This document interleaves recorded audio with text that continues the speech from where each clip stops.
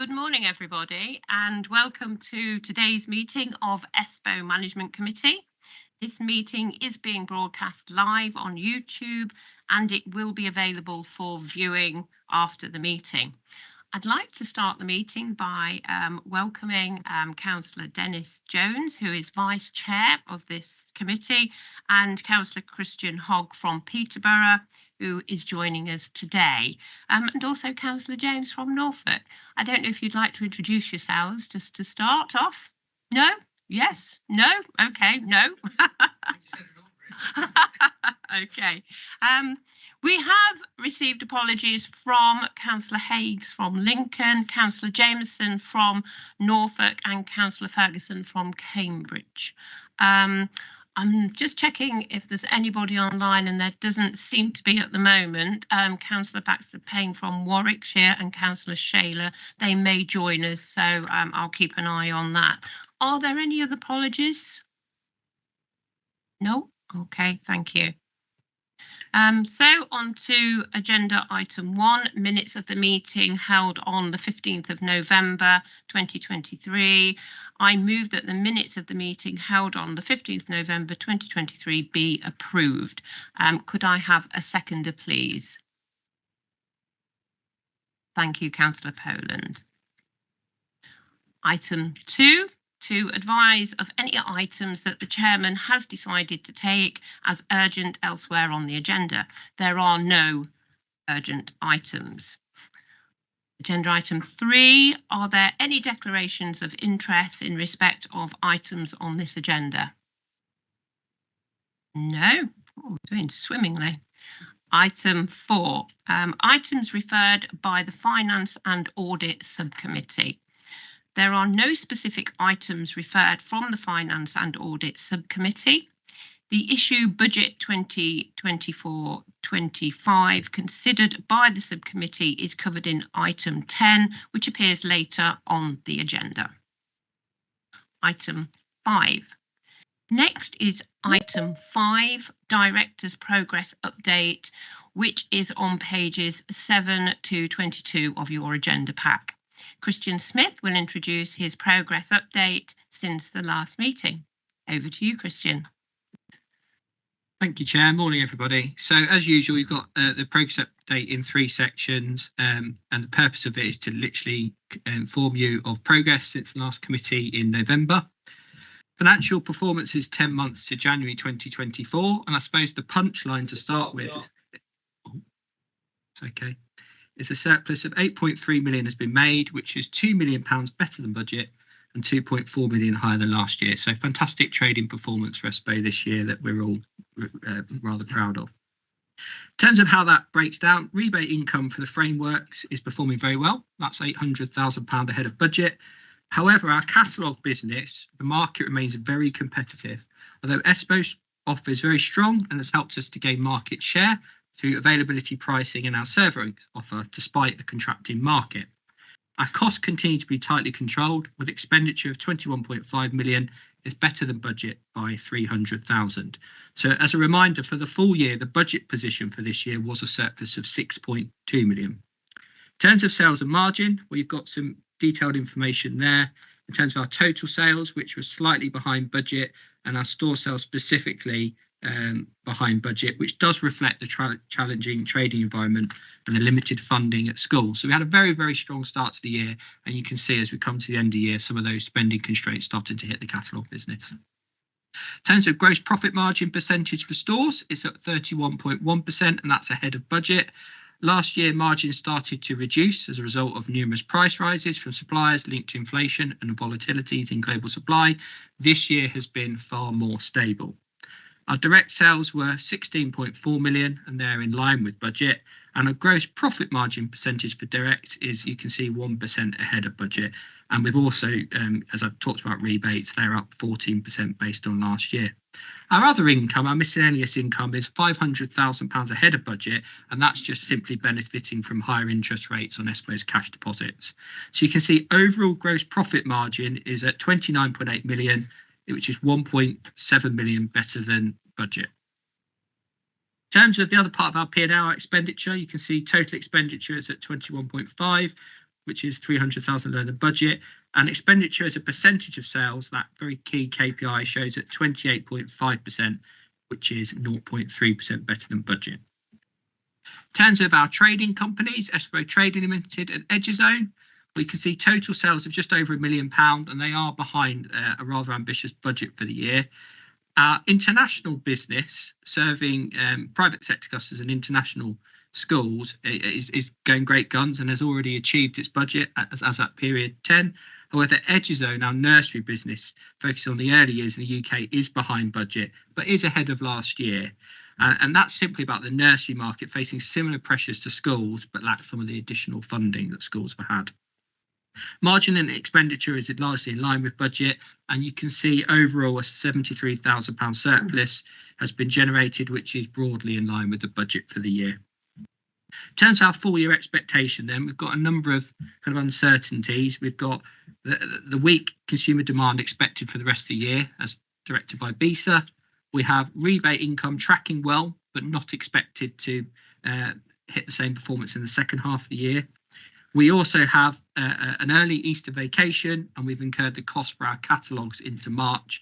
And as people who've been on the committee for a while will realise, ESPO expects to incur a net loss in March. However, this is budgeted. Finally, we also have the building works going on and the opportunity for some consequential improvements on site. So considering all of this, our latest guidance for the full year is a trading surplus of 7.8 million to 8.1 million, and we expect it to be at the higher end of that range. In terms of the second section, I'll just talk you through some of the operational progress. You can see some of the volume statistics in there, with us dispatching over 116,000 order lines and the transport and fleet making over 16,000 deliveries. The pick rate looks really strong at 39 against a target of 32, as does the error rate with a 1% against 3% target. What's really important to me is stock availability. You can see average 98.7% in January, and the stock value was just over 9 million with a stock turn of 6. In terms of our customer services, you can see they handled over 4,000 calls across 3 customer channels with an average wait time of 25 seconds, with 86% of calls taken within 30 seconds. And ESPO's FIFO customer rating improved to a really healthy 96%. I've also included some information on facilities management, which is kind of limited to routine repair and inspections, and there were 4 minor injuries reported in January. One area I will draw your attention to is new dash cams and sensors have been installed on delivery vehicles from mid-November, and this gives us 360-degree visibility for the driver and audible alert if pedestrians are in proximity to the vehicle. We see this as a really good extra safety point for us, and actually may become law eventually, so a good point to get ahead of that legal requirement. Our help desk continues to perform strongly and has 100% satisfaction from its internal customers. Final section of my report is an update on staffing and wellbeing. We're introducing a health surveillance for employees on our night shift, and that's supported by occupational health supplier Optima. And we know night shift workers typically have unusual sleep patterns, and we want to make sure we're recording that and looking at their general well-being. In terms of sickness absence levels, we're at 7.16 days against a corporate target of 7.5, and you've got listed the main reasons for sickness absence in the report. And just finally, we've had an audit on hybrid working at ESPO, and in the opinion of the internal audit and assurance service, there was substantial assurance that hybrid working is fully embedded in the organisation, and it ensures that performance levels and requirements are being maintained. So that was really pleasing to get that right up from the audit. So finally, it's just a recommendation, which is to note and support the update provided since the last meeting in November 2023. Thank you. Thank you, Christian. Just before I open up the meeting for comments and questions, I'd like to welcome the councillors who have joined us. And it is appreciated. It's a difficult journey to get here, I know, and thank you for battling your way through traffic. So welcome to Councillor Rawlins, Councillor Neil Shaler, who's joined us online, and Councillor Butlin. With that, I'd like to open up the meeting to any questions. So are there any questions or comments you'd like to put to Christian?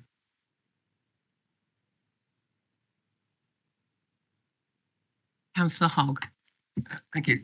Just a question about the in-cab camera. Have you had much pushback from the lorry drivers as to, you know, having that kind of, it can be known as the spy in the cab? I think David's probably best to answer that, you know. Okay, surely.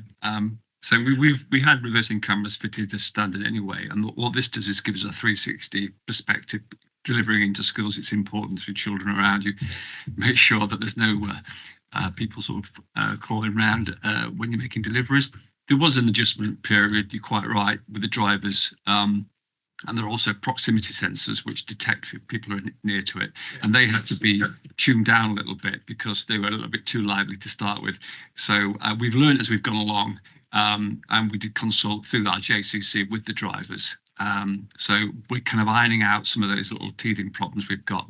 But as Christian was saying, it's probably going to set to become a legal requirement for LGVs in that environment, and the drivers are with us on that journey. Cheers. Councillor Rawlins. Thank you, Madam Chairman. I do apologise for my lateness down to the 40-mile-an-hour speed limit going on for miles. 46. Do apologise. Yeah, so just a question to Kristen. In terms of the expensing of the catalogue, we've always just put that in as a lump rather than doing any prepayment on the grounds that it's obviously going to generate income in the next financial year. But I take it that's just a consistent policy. Yeah, I mean, I'll let Dave come in, but I think it's a decision we took that it would be consistent to do that way. And I know it's audited by external auditors, but if you want to come in on that. Yeah, absolutely right.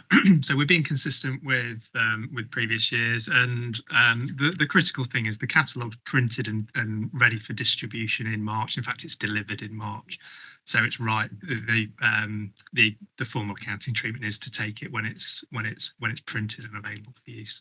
You don't recognise it as an asset, even though you're absolutely right. It does relate to next year.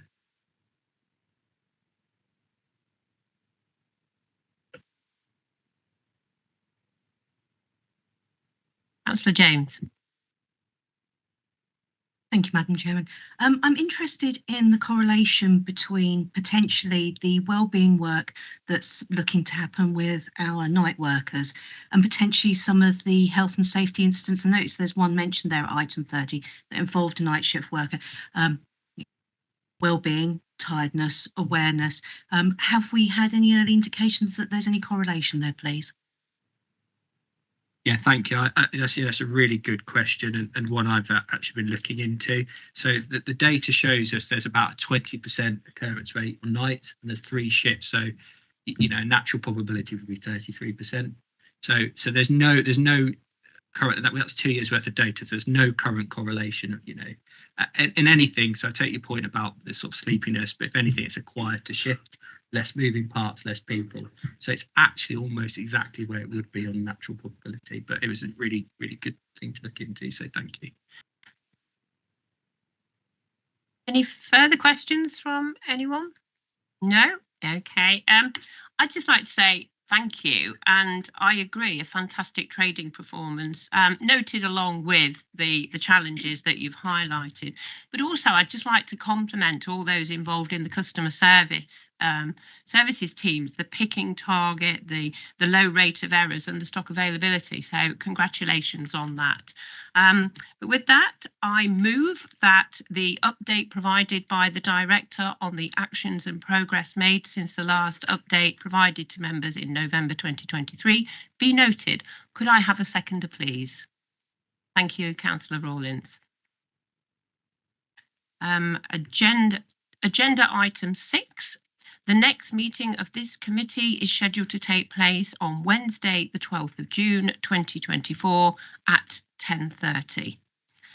As I have said previously, there are no urgent items, and I move now that in accordance with the Local Government Act of 1972, the public be excluded from the meeting for the remaining items of business on the grounds that they involve the likely disclosure of exempt information. Could I have a seconder, please?